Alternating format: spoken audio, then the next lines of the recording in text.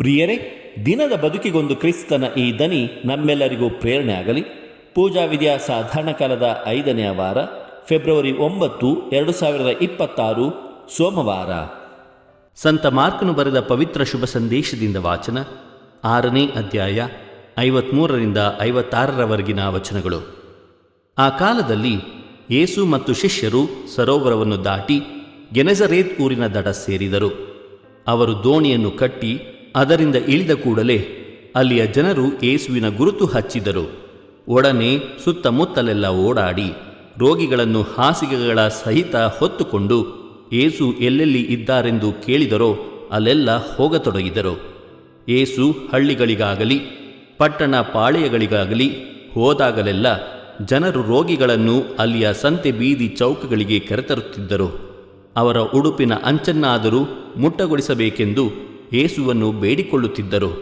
ಹಾಗೆ ಮುಟ್ಟಿದವರೆಲ್ಲರೂ ಗುಣ ಹೊಂದುತ್ತಿದ್ದರು. ಪ್ರಭುವಿನ ಶುಭ ಸಂದೇಶ. ಕ್ರಿಸ್ತರೇ, ನಿಮಗೆ ಸ್ತುತಿ ಸಲ್ಲಲಿ.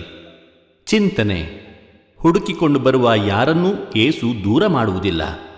ಪ್ರಭು ಯೇಸು ಕ್ರಿಸ್ತರಲ್ಲಿ ಆತ್ಮೀಯರೇ, ಇಂದಿನ ಶುಭ ಸಂದೇಶದಲ್ಲಿ ಜನರು ಯೇಸುವಿಗಾಗಿ ಹಾತೊರೆಯುವುದನ್ನು ಕಾಣುತ್ತೇವೆ. ಜನರು ವಿವಿಧ ರೀತಿಯ ಅಗತ್ಯತೆಗಳಿಗಾಗಿ ಯೇಸುವನ್ನು ಹುಡುಕಿಕೊಂಡು ಬರುತ್ತಾರೆ.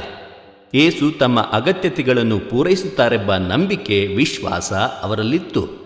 ಯೇಸುವಿಗಾಗಿ ನಮ್ಮ ಮನ ಹಾತೊರೆಯುತ್ತಿದೆಯೋ ಅಥವಾ ಪ್ರಾಪಂಚಿಕ ಆಗು ಹೋಗುಗಳಿಗೆ ಮಾರು ಹೋಗಿ ನಮ್ಮ ಜೀವನದಲ್ಲಿ ಯೇಸುವಿನ ಪ್ರಾಮುಖ್ಯತೆಯನ್ನು ಕಳೆದುಕೊಂಡಿದ್ದೇವೆಯೇ?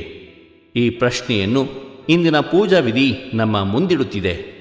ತಮ್ಮನ್ನು ಹುಡುಕಿಕೊಂಡು ಬರುವ ಯಾರನ್ನೂ ಯೇಸು ದೂರ ಮಾಡುವುದಿಲ್ಲ. ಯೇಸುವಿನಲ್ಲಿ ಸಂಪೂರ್ಣ ನಂಬಿಕೆ, ವಿಶ್ವಾಸವನ್ನಿಟ್ಟು ಪ್ರಭು ದೇವರಿಗೆ ನಮ್ಮನ್ನೇ ನಾವು ಸಮರ್ಪಿಸೋಣ. ಸಂತರ ಸ್ಮರಣೆ.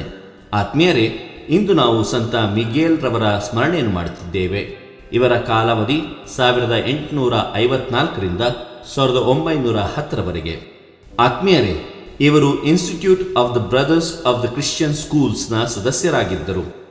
ಇವರು ಕ್ಯುನ್ಕಾದಲ್ಲಿ ರಾಜಕೀಯವಾಗಿ ಪ್ರಭಾವಶಾಲಿಯಾದ ಕುಟುಂಬವೊಂದರಲ್ಲಿ ಜನಿಸಿದರು. ತಮ್ಮ ಕುಟುಂಬದವರ ವಿರೋಧವನ್ನೆಲ್ಲ ಧೈರ್ಯವಾಗಿ ಎದುರಿಸಿ ಧಾರ್ಮಿಕ ಸಭೆಯನ್ನು ಸೇರಿದರು. ತಮ್ಮ ನೊವಿಷಿಯೇಟ್ನ ಸಮಯದಲ್ಲಿ ಇವರಿಗೆ ಮಿಗೇಲ್ ಎಂಬ ಹೆಸರನ್ನು ನೀಡಲಾಯಿತು. ಸಂತ ಮಿಗೇಲ್ ರವರೇ, ನಮಗಾಗಿ ಪ್ರಾರ್ಥಿಸಿರಿ. ದೇವರು ನಮ್ಮೆಲ್ಲರನ್ನು ಆಶೀರ್ವದಿಸಲಿ. ಇದು ದನಿ ಮಾಧ್ಯಮ ಮನೆಯ ಕೊಡುಗೆ. ಧ್ವನಿ ವಂದನೆಯ ಸ್ವಾಮಿ ಶಾಂತಕುಮಾರ್ ಜೆ, ಬೆಂಗಳೂರು ಮಹಾಧರ್ಮ ಕ್ಷೇತ್ರ. ಪ್ರಿಯರೇ, ಈ ಚಾನೆಲ್ ಅನ್ನು ಸಬ್ಸ್ಕ್ರೈಬ್ ಮಾಡಿ ಪ್ರತಿದಿನ ದೇವರ ವಾಕ್ಯವನ್ನು ಆಲಿಸುತ್ತಾ ಅದನ್ನು ಇತರರೊಂದಿಗೆ ಹಂಚಿಕೊಳ್ಳಲು ನಮಗೆ ನೆರವಾಗಿರಿ. ಧನ್ಯವಾದಗಳು.